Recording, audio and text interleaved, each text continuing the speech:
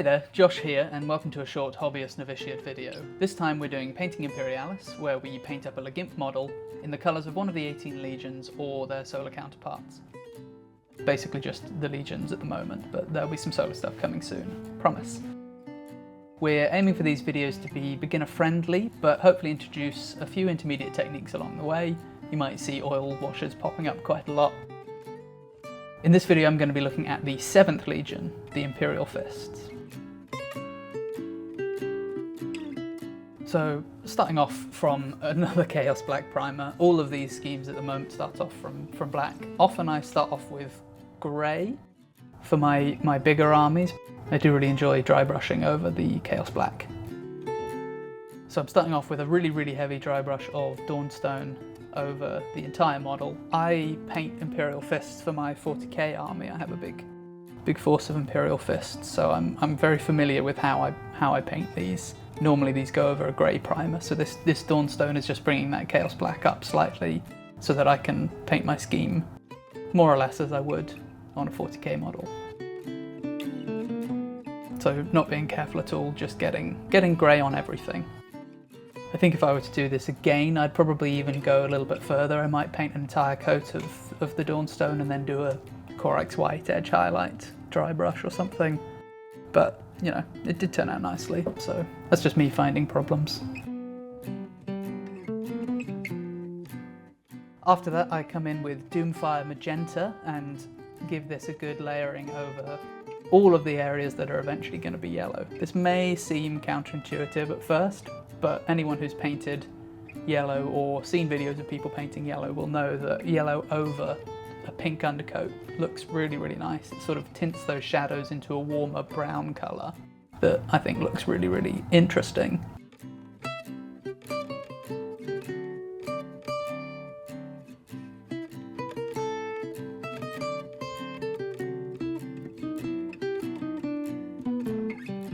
So now we are entirely pink, more or less. We're ready to come in with White Scar, and I'm going to just give this a fairly heavy dry brush across the entire model, bringing up all the panels, wanting to get a nice gradient between the deepest, darkest points, and then the areas that I want to be bright yellow, I will make sure the White Scar is a bright white on those sections. Remember that contrast paints give us hue, but what's underneath them gives us our sort of values, our saturation and contrast.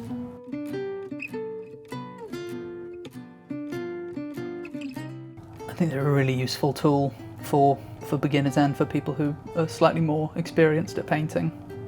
Really love a contrast paint. So you can see quite a lot of the model now is a very light pink, if not white, but there's still a hint of that Doomfire Magenta in especially the recesses, but also across some of the larger flat panels. It just helps that yellow look a little bit more interesting. I don't really like the almost greenish yellow that you end up with across a lot of Imperial Fist paint schemes. I think it looks a little bit too unrealistic for my taste. I like something that's quite sort of grungy and realistic. Now this is where the magic happens. I'm coming in with the Imperial Fist contrast paint and just putting this over the entire model, all of the hull area. And you can sort of already see how quickly that change takes place. You end up with this lovely complex yellow, which is sort of bright and vibrant on the white spots, and then in the shadows you end up with this really warm brown. I think it just looks lovely.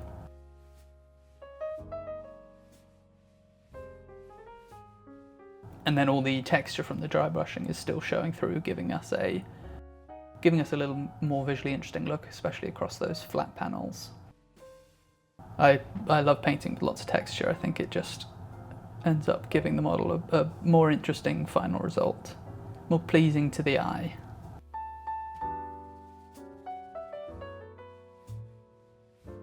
The only thing to really be careful about when working with contrast paints is not putting them on too thick. If they end up pooling, they can sort of have these ugly splotches and stuff, but as long as you put a decent thin coat across the entire model, it's relatively even, you shouldn't have too much problems. And it dries quite slowly, so you've got lots of time to come back in and suck some up. or you've got time to come back in with the dry brush and just absorb a bit of that paint away if you have put too much on. After that, I'm coming in with Leadbelcher across the dozer blades. This is going on basically everything that isn't yellow, so dozer blades, exhausts, put it on the tracks, put it on the weapons. I think I actually forgot to do the weapons in this video, so call me out for it, shame me in the comments. How could you forget those tiny weapons on this tiny model? There's something about painting on camera, I think, that becomes a bit tricky. You're sort of thinking about more than one thing at a time. You can see when I get into the painting, my model tends to drift off there towards the right hand side of the shot, and then I'm thinking about the filming, the model comes back to the middle. But I think I'm getting more used to it, and we've got a pretty good setup, so know what we're doing now.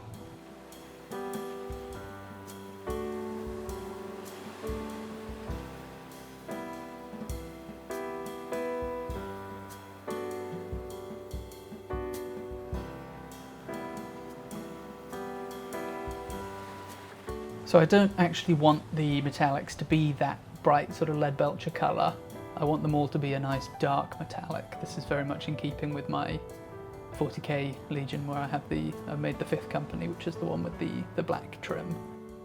So I'm coming in with the Ratling Grime, which is my all-time favourite contrast paint to put over metals. It's a really, really nice dark black brown, and it looks amazing if you slop a thin coat over some Leadbelcher.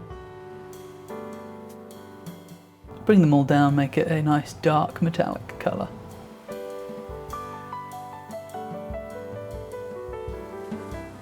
I think a general good rule of thumb is if you have a bright coloured model, offsetting that with some darker metallics, or a dark coloured model, offsetting that with some light coloured metallics can be quite nice.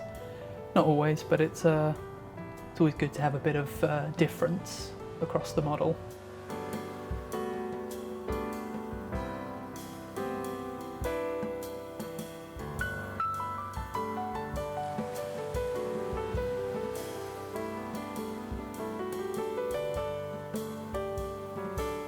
I think the beauty of painting these Legions Imperialis models is that they're so small that there's really not that much to them. You've got to get a nice colour on the hulls and a nice colour on the metallics, and then that's sort of it really.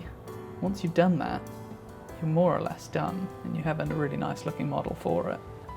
And it's so quick and easy to paint up an entire army, you know. I think each one of these models took me about an hour for these videos, but if you were painting 10 of them at once, it would be much, much quicker. Here we are, put some decals on again. I've put the Imperial Fist logos all over the place, and the 8th Legion number on the front too. Bit of matte varnish over the top, nothing particularly fancy. Then I'm coming in with a raw Umber oil wash. I've mixed this down about 50-50 with some Sensador by Winsor & Newton. And I'm being a little bit more careful with this wash this time. I know you've seen me slop a lot of washes over a lot of models by this point, but I'm properly doing a bit of a recess shade here, which is where you much more focused dip the wash into the areas you want to tint and darken, so particularly the recesses. And then also there over the Imperial Fist decals. I think decals can look really out of place when you leave them pure white, but if you chip them up a bit or put some wash over them, you can end up with a really nice, something that looks like it was properly painted onto the model at that scale.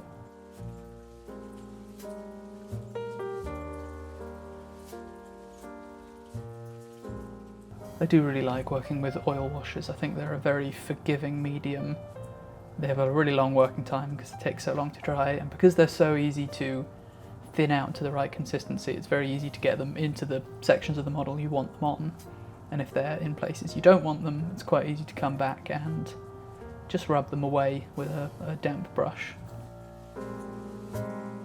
You see I'm sort of building up a bit of a gradient across the model there, on the back especially. Just giving it a bit more light at the top and dark at the bottom help to make it feel like there's a real sort of sun shining down on it. And yeah, that's sort of it really. I'm not going to go too far with the weathering on this one. I think it already looks complex enough thanks to the dry brushing work we did earlier. Sort of been grimed up and weathered down as much as I need it to be. Nice out of focus shot there at the end. Just coming in and doing that top decal. I think you sometimes have to go a bit heavier across these, and then as it starts to dry, come back in. And yeah, here's our final result. I love this one. I love Imperial Fists. I think they're so much fun to paint. I think they stand out really nicely on the tabletop. I know I say this almost every video, but I think I'd love to paint up a whole army of Imperial Fists. I mean, I have. I've recently actually been painting a 40k Predator for my Imperial Fists army, and quite similar to this model. It's quite nice seeing the way you paint the two different scales. Be very interested to paint up a 30k Rhino and match one of these schemes maybe. I think that'd be a fun challenge. Maybe we'll do that as one of our next sort of challenge videos down the line. Who knows? Thanks for watching. Thanks for all those people who are subscribing and liking and commenting. It's really nice. We're really liking the community that we're building here. I think that's what we're all about, and really hope to keep seeing you all growing and enjoying these. So yeah, thanks for watching. I'll see you next time.